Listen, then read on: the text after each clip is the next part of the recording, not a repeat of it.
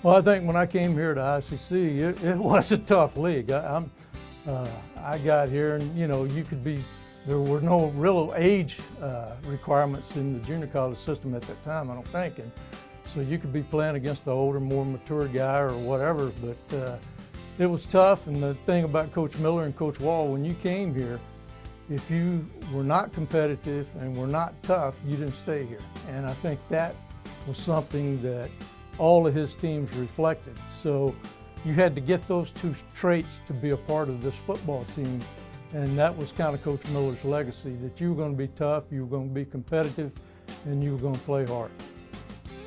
Well, I think football is a great sport, first of all. It's a sport that really I fell in love with when I first started playing, back when they used to have the punt, pass, and kick contest by Ford Motor Company. They would come to your town and you would go through those contests. And I never realized I'd be a part of anything in the NFL.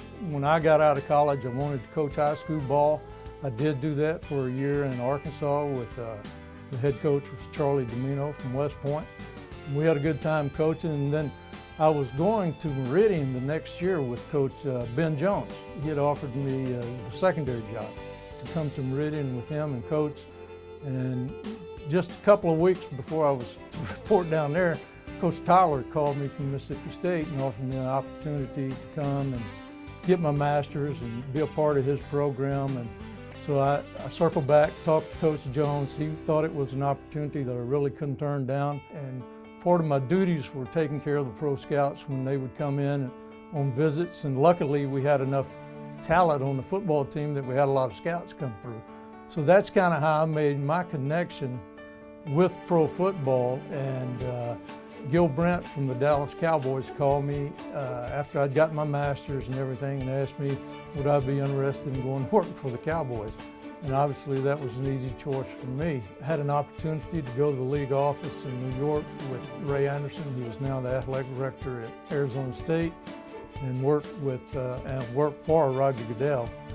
And it was a great experience. I did that for 8 years, and then I left there and went to Cleveland with one of the young men that I had hired, Ray Farmer, as the GM.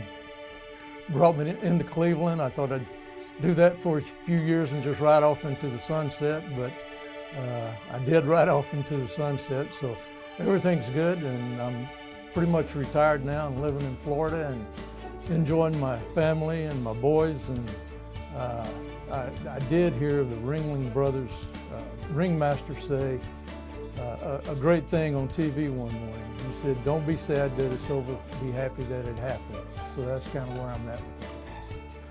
While I was the VP of Operations at New York at the league office, we had a high school player development program which I was in charge of, and we were mostly going to underserved inner city kids to take a week of football camp to these kids that maybe couldn't afford the $400 or $500 to go to a 4-year school during the summer for the football camp. I got this wild idea about, well, okay, I'm from North Mississippi, how's this going to work down there? I know it worked in New York and DC at those bigger high schools, but we did one here at ICC for a couple of years. Dennis Grubbs from Shannon was my director of that, and it was great. We had like 300 kids showing up from all over the country, and it was just a tremendous program for this community. Being chosen to be a part of the ICC Hall of Fame is a great honor that I'm very humbled by. I want to thank my family, my wife Tina, she's been my rock. I want to thank my kids, Austin and Ryan. She did a great job with them while I was traveling the latter part of my career. I also want to thank my mom and dad. They were all very supportive of me, and my sister and her family, Paul, Mitch, and Lee. They were always there for me during my career, even going to Super Bowls when we would go. They kind of made sure I got them tickets for those type games, but they've always been very, very supportive of me and my family and my career. I would like to thank my teammates, my coaches that were here when I was here. I wouldn't be sitting here before you if it wasn't for a combination of all those people, or even our student managers, our cheerleading squad, the student body. I would also like to thank the friends that I met here when I was in school. Like I say, I haven't been able to stay in contact because I hadn't lived in this area, but I do have tremendous friends that I went to school with, and that I developed friendships with while I was here.